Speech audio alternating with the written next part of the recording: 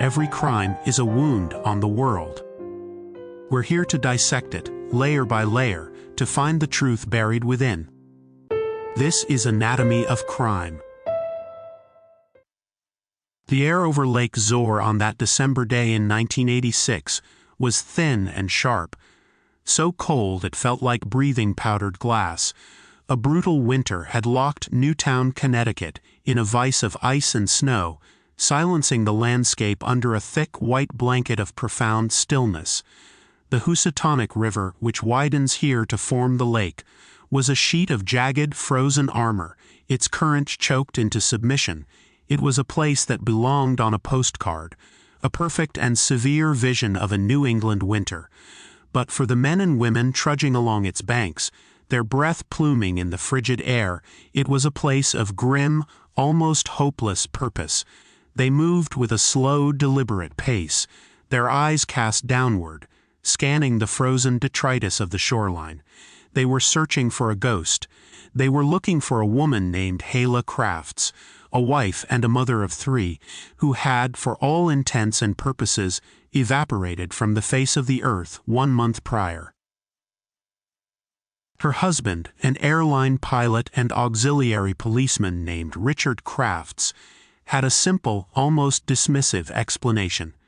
She had left him, gone back to her native Denmark, perhaps to tend to her ailing mother, or maybe she had run off with an old lover.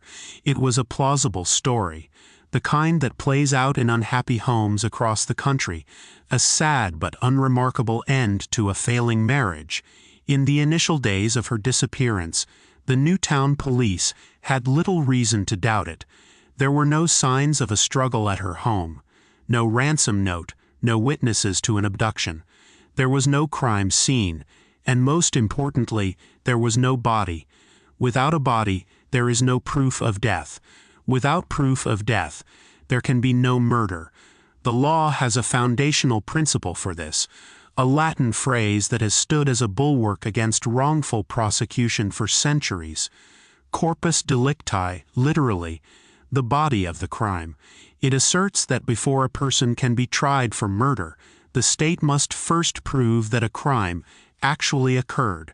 Richard Crafts was counting on that principle to be his shield. He believed he had engineered the perfect disappearance, a crime with no tangible proof it had ever happened, leaving behind only an absence, a void that could be filled with whatever narrative he chose to spin. But the investigators searching the frozen shoreline were operating on a different theory, a theory born from a collection of whispers, a wife's fearful premonitions spoken to friends, a suspicious stain on a bedroom carpet, and the chilling, uncanny memory of a local snowplow driver. They were looking for something so small, so insignificant, that it might have been scattered to the wind or buried forever under the snow. They were sifting through the refuse of the riverbank, wood chips, dirt, frozen leaves, looking for a needle in a continent of haystacks. They were looking for the microscopic echoes of a life violently ended, the faint residual signature of an atrocity. What they would find would not only challenge the legal definition of corpus delicti, but would also revolutionize the field of forensic science. It would prove that even when a killer believes they have erased their victim from existence, obliterating the very vessel of their life, they can never truly erase the science of their crime. Today, we dissect the anatomy of a nobody homicide, an investigation that demonstrated how a team of brilliant and tenacious scientists, led by the legendary Dr. Henry Lee, could reconstruct a human being and the story of her murder from less than 7 ounces of fragmented evidence, and in doing so, secure justice from the very edge of oblivion. To understand the brutal efficiency of Helle Crafts' disappearance, you must first understand the two colliding worlds she inhabited: the glamorous, expansive life of a Pan Am flight attendant, and the suffocating, controlled existence of being Richard Crafts' wife. Helle Nielsen was born in Charlottenlund, Denmark, in 1947, a place of coastal charm and quiet propriety. She grew up with a palpable sense of adventure, a desire for a world larger than the one she knew. This ambition led her to one of the most coveted jobs of the era, a flight attendant for Pan American World Airways. In the 1960s and 70s, this wasn't just a job. It was a lifestyle, a symbol of sophistication and freedom. Pan Am stewardesses were ambassadors of a certain kind of American glamour, meticulously trained, multilingual, and poised. Helle was perfectly suited for it. She was fluent in Danish, English, German, and Spanish, and possessed a warm, engaging personality that put passengers at ease. Her friends described her as impeccably organized, a woman who thrived on schedules and precision, a trait that defined her professional life and would later, in its sudden and uncharacteristic absence, signal that something was terribly wrong. She was a devoted friend and, after her marriage, an intensely loving mother. Her children, Andrew, Thomas, and Christina, were the undisputed center of her universe. In 1969, she met Richard Crafts. On the surface, he was the masculine ideal of the time, a perfect counterpart to her worldly elegance. He was a former Marine Corps pilot who had served in Vietnam. After the Marines, his career took a more shadowy turn. He flew for Air America, the CIA-operated airline that ran covert missions in Southeast Asia. When he returned to the United States, he settled into a respectable career as a pilot for Eastern Airlines. He was handsome, confident, and projected an image of unshakable all-American stability. They married in 1975 and, a few years later, settled in Newtown, Connecticut, a town that seemed to embody the suburban dream. They bought a sprawling, custom-built home on a 3-acre lot on Brushy Hill Road. To any outside observer, the Crafts family was a portrait of success. The dashing pilot, the beautiful worldly wife, 3 healthy children, a big house in an affluent town. It was a carefully constructed facade, and behind it, the foundation was rotting away. Richard Crafts was a man of profound and disturbing contradictions. He was a commercial pilot entrusted with hundreds of lives, a job requiring immense responsibility and adherence to procedure. But he also harbored a deep-seated distrust of authority and a penchant for operating outside the rules. This was most evident in his parallel career in law enforcement. He was a part-time, unpaid constable for the town of Newtown and also a sworn auxiliary officer for the neighboring town of Southbury. He took these roles seriously, investing thousands of dollars in police-grade equipment, including scanners, surveillance tools, and an arsenal of firearms. This hobby gave him more than just a sense of authority. It gave him an intimate insider's understanding of police procedures, investigative techniques, their strengths, and, more importantly, their limitations and blind spots. His personality was a study in compartmentalization. He cultivated an image as a solid, dependable man's man, but he was pathologically frugal, a cheapness that bordered on the bizarre. Friends recalled him refusing to buy new shoes, instead resoling his old ones with pieces of tire rubber. He would drive miles out of his way to save a few cents on a gallon of gas. This frugality, however, did not extend to his own desires. While Helle was given a strict and meager household budget, Richard spent lavishly on his hobbies and on a string of extramarital affairs. He was a serial philanderer, pursuing other women with a brazenness that suggested he felt entitled to his deceptions. At home, the charm he could deploy in public vanished, replaced by a dark and controlling demeanor. He was prone to fits of rage over minor infractions and demanded absolute authority. The marriage, which had perhaps begun with genuine affection, slowly eroded under the constant pressure of his infidelity, his emotional volatility, and his financial tyranny. Helle, a proud and private woman, initially tried to overlook his betrayals, perhaps for the sake of the children and the life she had helped build. But Richard became sloppy, arrogant in his deceit. Helle began finding receipts for expensive dinners she never attended, gifts she never received. The final, undeniable proof came when she discovered photos of one of his mistresses, another flight attendant, tucked away in his office. The illusion of their perfect life was shattered. In the fall of 1986, Helle decided she had had enough. She hired a private investigator, a respected former police officer named Keith Mayo. Mayo began to meticulously document Richard's double life. He followed him, photographed him with other women, and compiled a damning portfolio of infidelity. Armed with this evidence, Helle confronted her husband. The confrontation was, by all accounts, explosive. She then took the step Richard feared most. She hired a top divorce attorney and initiated proceedings. For Richard Crafts, this was an intolerable act of rebellion. Divorce wasn't just an emotional or logistical inconvenience. It was a direct threat to his carefully managed empire of control. A divorce meant financial discovery.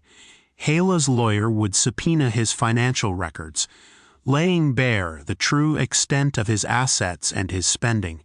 He faced the prospect of losing his home, a significant portion of his income in alimony and child support, and, worst of all, his authority. It was during this period, the fall of 1986, that Helle's demeanor underwent a chilling transformation. The once vibrant and confident woman became anxious, withdrawn, and palpably afraid. She began confiding in her closest friends, as well as in her attorney and her private investigator. Her words were not vague expressions of marital unhappiness. They were specific, pointed, and horrifyingly prescient. To her friend Rita Buonanno, she expressed a deep fear of Richard's temper. To her divorce lawyer, she was even more direct, stating, "If anything happens to me, don't think it was an accident." She said it so often that it became a mantra, a desperate attempt to create witnesses to her own potential murder. She was a meticulous woman, and just as she organized her professional life, she began organizing for her own death. She was putting a file together, documenting Richard's abuse and threats. She was a woman who knew she was in mortal danger. She knew the man she lived with, the man who was the father of her children, was capable of erasing her. She was right to be afraid. The night of November 18, 1986 brought with it a furious nor'easter that swept across the eastern seaboard. The storm was a monster, dumping over a foot of heavy, wet snow, grounding flights, and turning the roads of Connecticut into a treacherous, chaotic mess. Helle Crafts, returning from a 3-day trip to Frankfurt, Germany, landed at JFK Airport in New York. The journey home was an ordeal. A colleague, Trudy Horvath, gave her a ride, and they crept along the snow-choked highways for hours. Trudy would later recall that Helle seemed exhausted and worried, anxious to get home to her children. She was dropped off at the house on Brushy Hill Road late that evening. Richard was there. The snow was still falling heavily, blanketing the isolated property in a thick shroud of white. It was the last time anyone, other than her husband, would see Helle Crafts alive. The very next morning, November 19th, while the storm still raged, Richard Crafts began to execute a series of bizarre and calculated actions.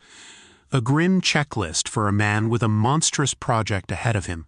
He woke the 3 children, and the family's live-in nanny, a young woman named Dawn Marie Thomas, and told them to get ready. He was taking them to his sister's house in Westport, a considerable drive away, especially in the treacherous post-storm conditions. His explanation was that the power was out at their home due to the storm. This was the first of many easily disprovable lies. A quick call to the utility company would later confirm that the power on Brushy Hill Road had never been lost. He packed the children and the nanny into his car and drove them away from the house, ensuring he would have the property entirely to himself. With his family gone, Richard's strange errands began. His movements that day were traced by investigators through a trail of receipts and witness statements. First, he drove to a rental store in Darien and rented a large, industrial-grade wood chipper, a Brush Bandit model. It was a massive piece of equipment, the kind used by landscaping crews to reduce entire trees to a pile of chips. He paid in cash. Then he went to a local department store and purchased new bedding for the master bedroom, sheets, a comforter, and pillows. Later that same day, he went to another store and purchased a large chest freezer, paying over $250 for it. He loaded the 15.8 cubic foot freezer into his rented truck and took it home. When the nanny, Dawn Marie Thomas, returned to the house a few days later on November 21st, she immediately noticed several things were profoundly wrong. The first was a dark oval-shaped stain on the carpet of the master bedroom, about the size of a grapefruit. She asked Richard about it. He repeated his lie about the power outage, claiming he had spilled some kerosene from a lamp. It was a clumsy explanation that made little sense. Soon after, he announced he was getting rid of the entire 9 by 12-foot carpet. He didn't just have it cleaned. He bipped it out and disposed of it. The nanny also noticed that the mattress from the master bed was gone. When she asked where it was, Richard gave a vague, non-committal answer. The pristine, custom-built four-poster bed was stripped bare. The room felt sterile, scrubbed of its history. In the days and weeks that followed, Richard began to systematically erase any remaining trace of his wife. He canceled one of her credit cards. He sold her car to a local used car dealer. When friends and her Panem colleagues started calling, concerned that they hadn't heard from Helle, he spun a web of inconsistent and contradictory stories.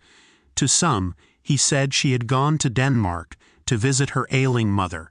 To others, he suggested she'd run off with an old boyfriend who lived in the Canary Islands.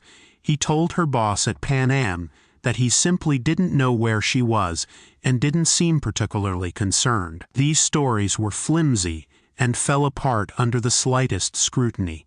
Helle's mother in Denmark was not ill, and she was frantic with worry because she hadn't heard from her daughter.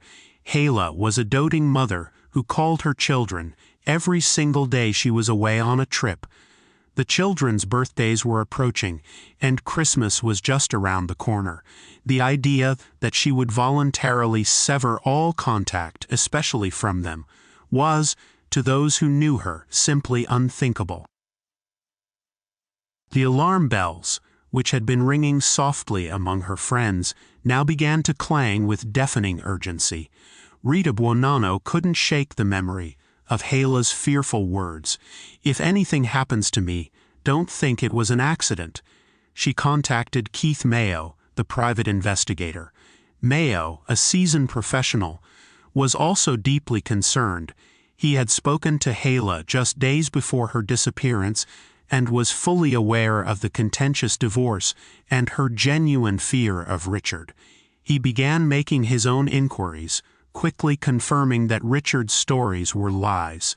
On December 1st, nearly 2 weeks after Helle was last seen, her friends, accompanied by Mayo, went to the Newtown Police Department. They were met with frustrating but common institutional inertia. Helle was an adult. Spouses leave each other. There was no direct evidence of foul play. The police took a missing persons report, but the investigation lacked any real momentum. But Helle's friends were a formidable force. They were organized, articulate, and relentless. They, along with Mayo, continued to pressure the police, providing them with the context of the contentious divorce, the history of Richard's behavior, and Helle's own chilling premonitions. They were her voice, refusing to let her be dismissed as just another runaway wife. Their persistence finally paid off. The case was elevated from a local matter and handed over to the Connecticut State Police Major Crime Squad. Now, a more serious and systematic investigation could finally begin. The first official step was to interview the husband, Richard Crafts. The state police detectives who interviewed Richard, led by Detective T.K. Locks, found a man who was unnervingly calm, almost detached. He repeated his stories about Helle leaving, but the details shifted with each telling. He was cooperative on the surface, allowing investigators to search his home on December 26th, more than a month after Helle was last seen. By now, he had had ample time to scrub the scene clean. The search of the house on Brushy Hill Road was initially discouraging. The master bedroom was pristine. The stained carpet was gone, replaced with fresh, new flooring. The mattress was gone. The room was a blank slate. But killers, no matter how meticulous, almost always make a mistake. Sometimes, the mistake is born of arrogance. Sometimes, it is simple oversight. Richard Crafts' mistake was tiny. On the side of the master bed's box spring, a detective noticed a small, dark smear, no bigger than a dime. It was barely visible, easily overlooked. But in a room so conspicuously, unnaturally clean, it stood out. The sample was carefully collected and sent for analysis at the state forensic lab. It tested positive for human blood, type O positive. Helle Crafts' blood type was O positive. This single, minuscule drop was the first physical crack in Richard's wall of deception. This discovery prompted investigators to bring in a chemical that would become a household name in the annals of true crime: luminol.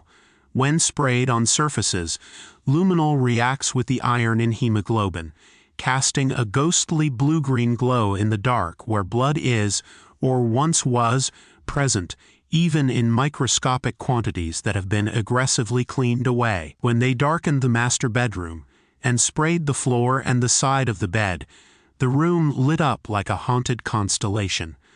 The chemical revealed significant blood spatter, painting a silent, luminescent story of a violent struggle that Richard's frantic cleaning had failed to completely erase.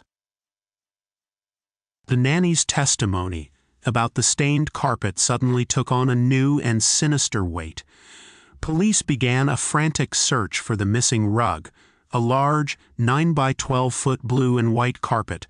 They also learned about the brand-new chest freezer. When detectives questioned Richard about it, he gave another odd, convoluted explanation. He claimed his old one had broken down, and he needed a new one for venison he had from hunting. But when police looked in his garage, they saw the old freezer was plugged in and working perfectly fine. The new freezer, the one he bought just days after Helle's disappearance, was nowhere to be found. He claimed he had already gotten rid of it. A brand new freezer purchased and disposed of in a matter of weeks. A missing carpet, a missing mattress, a room that glowed with the chemical ghost of blood. The pieces were beginning to form a horrifying picture, but it was a picture with a gaping hole in the center. They had a potential crime scene, but they still had no victim. The question that consumed the investigation remained: where was Helle Crafts? The answer would come not from a police bulletin or an anonymous tip line, but from the memory of a man just doing his job in the middle of a winter storm. Joseph Hine was a municipal snowplow driver for the town of Southbury. In the very early morning hours of November 20th, just a day and a half after Helle was last seen, Helle was out plowing the roads after the big storm. His route took him along River Road, which runs parallel to Interstate 84. Around 3:30 a.m., as he approached the Rochambeau Bridge, which carries the interstate over the Housatonic River at Lake Zor, he saw something unusual. Parked on the shoulder by the steel bridge was a U-Haul rental truck with a large, trailer-mounted wood chipper attached to it. He also saw a man standing near the chipper on the riverbank.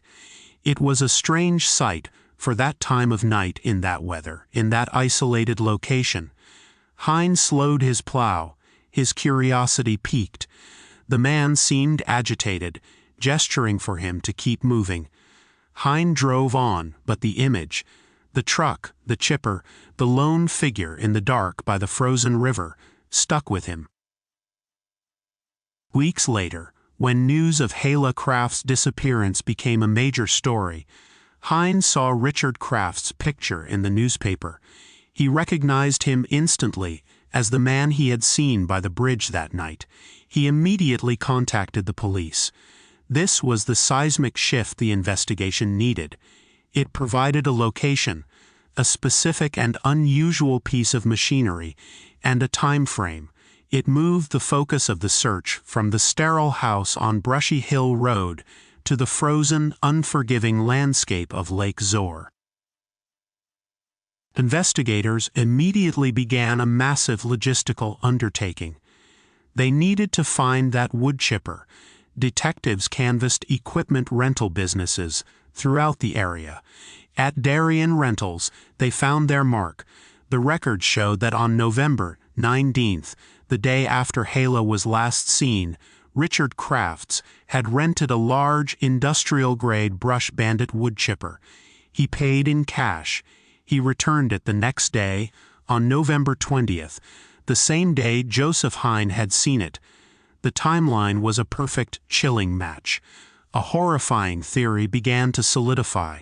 Investigators believed Richard Crafts had killed his wife in their bedroom. He had then stored her body, likely in the new chest freezer he had purchased, allowing it to freeze solid to reduce bleeding and make it easier to handle. Then, under the cover of darkness and a snowstorm, he had taken her frozen body to the isolated shore of Lake Zor, dismembered it with a chainsaw, and fed the pieces through the industrial wood chipper, blasting the pulverized remains into the river and onto its banks. It was a crime of almost unimaginable brutality and calculation, designed for one singular purpose: the total, absolute obliteration of evidence. To confirm a theory this monstrous, the state of Connecticut turned to its chief criminalist, a man who was already building a reputation as a titan in the emerging field of modern forensic science. Dr. Henry C. Lee, the director of the Connecticut State Police Forensic Science Laboratory, was a pioneer. He approached crime scenes not just as places where evidence was collected, but as puzzles where a story could be meticulously reconstructed from the smallest of physical traces. He was guided by the Locard exchange principle. Every contact leaves a trace, and he believed that it was his job to find that trace and make it speak.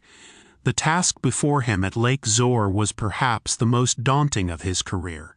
He was asked to find the microscopic remains of a human body, scattered over a wide area, submerged in a frozen river, and buried under a thick layer of snow and ice. More than a month after the fact, many thought it was impossible. The search began in the last days of December 1986 and continued into January 1987. The conditions were abysmal. A polar vortex had descended on New England, and temperatures hovered in the single digits. With wind chills plunging far below zero, the search teams, comprised of state police, divers from the Pioneer Valley Scuba Club, and forensic experts, faced a brutal physical and mental challenge.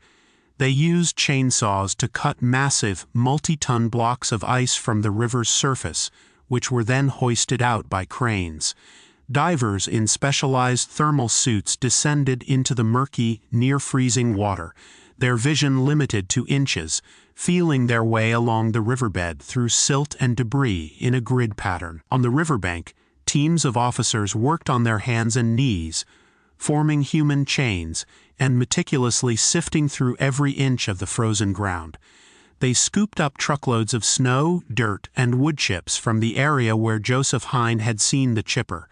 This material was then transported to a heated garage at a local firehouse, where it was thawed, dried, and painstakingly examined over fine mesh screens by forensic technicians. It was slow, tedious, soul-crushing work. For days, they found nothing but the ordinary debris of the riverside: twigs, rocks, bottle caps, mud. The scale of the task seemed impossible. Morale plummeted. It felt as if Richard Crafts had indeed succeeded in creating a perfect, traceless crime. But Henry Lee's methodology was built on persistence and a belief that evidence is always there if you look hard enough. And then they started to find things. Small things. At first it was a piece of mail, a shredded envelope from Germany, addressed to Helle Crafts, snagged in the underbrush near the water's edge. Then, more significantly, they found tiny fragments of blue textile fibers, which were later matched under a microscope to the type of pajamas Helle was known to wear. Then came a stunning discovery: a piece of a human fingernail, coated in pink nail polish.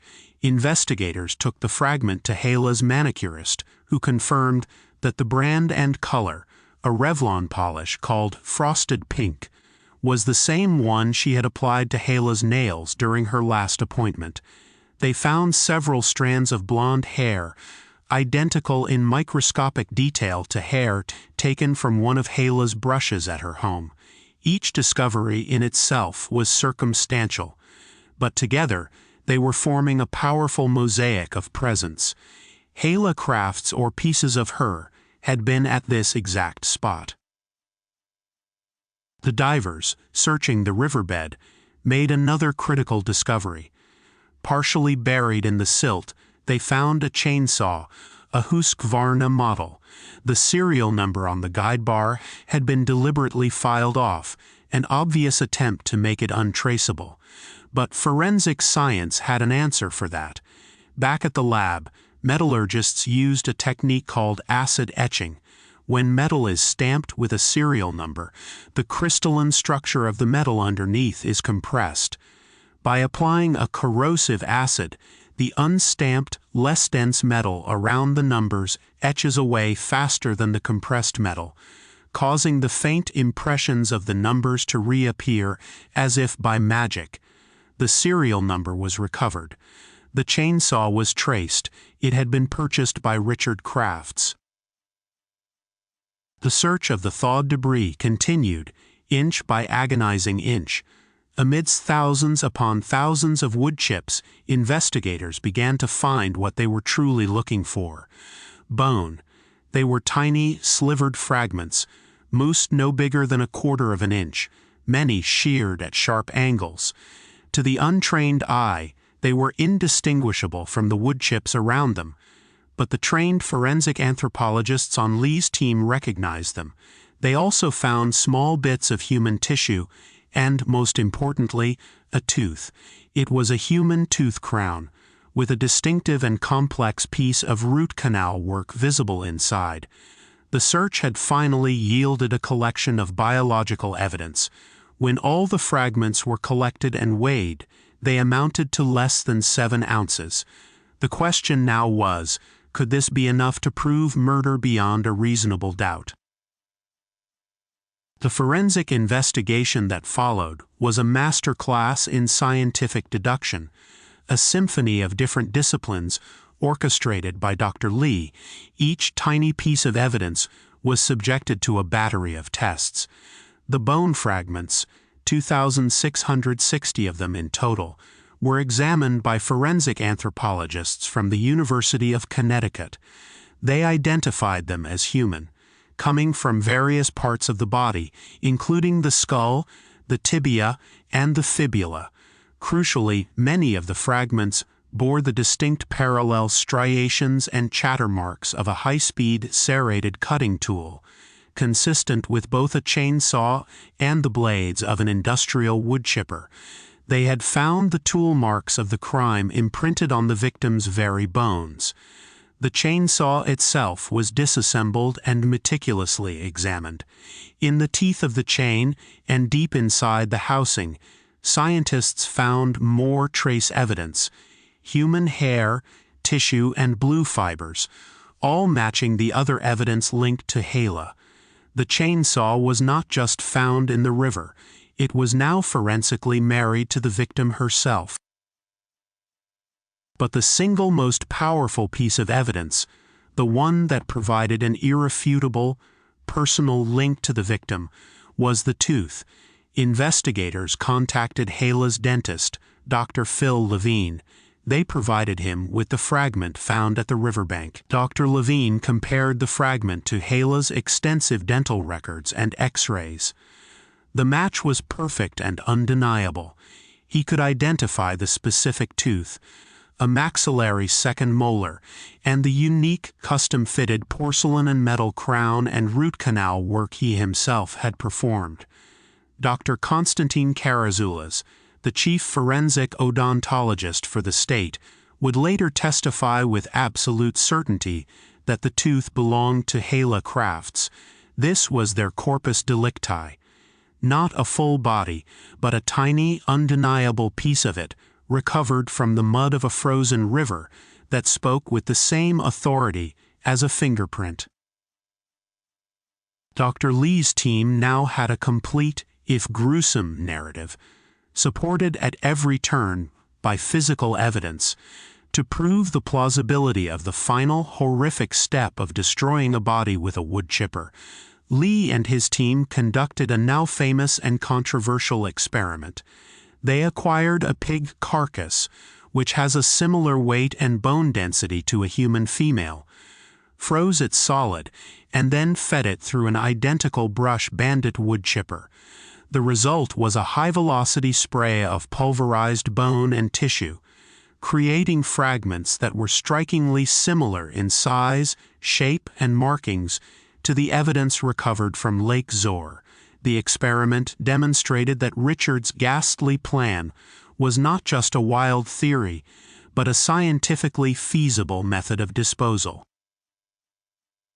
On January 13, 1987, armed with this mountain of microscopic evidence, the state of Connecticut arrested Richard Crafts and charged him with the murder of his wife, Helle. The stage was set for a landmark legal battle that would test the very definition of murder in the absence of a body. The trial of Richard Crafts, which began in May 1988 in New London, Connecticut, was a spectacle of science versus skepticism. The prosecution, led by State's Attorney Walter D. Flanagan, had a formidable task. They had to convince a jury of 12 ordinary citizens that a man was guilty of murder beyond a reasonable doubt when the victim's body was, for all practical purposes, missing. The defense, led by the sharp and capable J. Daniel Sagaran, built their entire case on this absence. They argued that the state's evidence was purely circumstantial. They claimed Helle was not dead, but had simply run away, as Richard had long maintained. They attacked the credibility of the forensic evidence, suggesting it could have been contaminated or misinterpreted. They presented a parade of witnesses who claimed to have seen Helle Crafts alive and well after her supposed death, a sighting in an airport, a glimpse in a car. These claims were investigated and found to be baseless cases of mistaken identity, but they were designed to plant a single, powerful seed of doubt in the minds of the undisputed star witness for the prosecution was Dr. Henry Lee.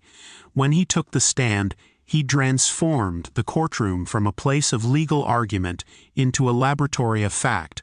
Over several days of testimony, he meticulously guided the jury through the entire forensic journey. using large screen projections. A novelty at the time, he showed them magnified images of the evidence. The blue fibers from the riverbank next to fibers from Helle's pajamas. The hair strands side by side. The chatter marks on the bone fragments. He didn't just present the findings. He taught the jury the science behind them. He explained serology, microscopy, and odontology in clear, simple terms. His testimony was a powerful narrative, connecting each tiny, disparate piece of evidence, the bloodstain on the bed, the chainsaw from the river, the rental receipt for the chipper, the tooth from the mud, into a single, unbreakable chain of events that led to one and only one logical conclusion. Helle Crafts had been brutally murdered by her husband. Despite the overwhelming weight of the forensic evidence and Dr. Lee's compelling testimony, the first trial ended in a stunning result. A hung jury. After 17 long days of deliberation, the jury was deadlocked, 11-1 in favor of conviction. A single juror, a man named Warren Maskell, held out. He reportedly refused to believe that a seemingly normal man, a pilot and a father, could do something so monstrous to his wife. He clung to the sliver of possibility that Helle had simply run away. A mistrial was declared. For Helle's family and friends, and for the entire prosecution team, it was a devastating blow. Richard Crafts, for a moment, seemed to have outsmarted the system. But the state was not deterred. A second trial was scheduled for the following year, this time in Norwalk. The prosecution, having seen the defense's strategy and the lone juror's reluctance, refined their approach. They streamlined their case, focusing even more intensely on the scientific evidence and the cold, hard logic of Richard Crafts' actions and lies. They once again put Dr. Lee on the stand, and once again he delivered a methodical and irrefutable presentation of the facts. He laid out the timeline, the purchases, the lies, and the science. He held up a vial containing the scant evidence recovered, the fingernail, the tooth, the bone fragments, and explained how this small collection of matter told a story of immense violence. This time, the defense's arguments about Helle running away seemed even more hollow, their sightings even more desperate. The second jury was not swayed. They saw the science for what it was, the voice of a victim who could no longer speak for herself. On November 21, 1989, nearly 3 years to the day after Richard Crafts fed his wife's remains through a wood chipper, the jury delivered its verdict, guilty of murder. The courtroom erupted. Richard Crafts remained stoic, his face an emotionless mask. He was later sentenced to 50 years in prison. The conviction of Richard Crafts was a watershed moment in the history of American jurisprudence. It became the first murder conviction in the state of Connecticut without the victim's body. The case established a powerful new precedent, demonstrating that with meticulous police work and advanced forensic science, a nobody homicide case was not just prosecutable, but winnable. It became a textbook case, studied in law schools and forensic programs around the world, a testament to the power of trace evidence. It cemented Dr. Henry Lee's international reputation, showcasing his brilliant, systematic approach to crime scene reconstruction and his uncanny ability to make science tell a human story. Richard Crafts served his time with little incident. He was reportedly a model prisoner, never causing trouble, never admitting guilt. In January of 2020, after serving just over 30 years of his 50-year sentence, he was released from prison and moved to a transitional housing facility. He is now a free man. The anatomy of this case is the anatomy of persistence, both human and scientific. It is a story about how science can triumph over even the most calculated and barbaric attempts to conceal a crime. Richard Crafts was a man who understood procedures, a man who planned his wife's murder with the cold logic of a pilot plotting a flight path. He believed that by destroying the vessel of his wife's life, he could destroy the evidence of his crime. He operated under the old paradigm that murder required a body, but he failed to account for the quiet, indelible truths that science can uncover. He failed to understand that a human life leaves traces on everything it touches, and that its violent end leaves traces that are even more profound and enduring. The investigators and scientists on this case did not have a body to guide them.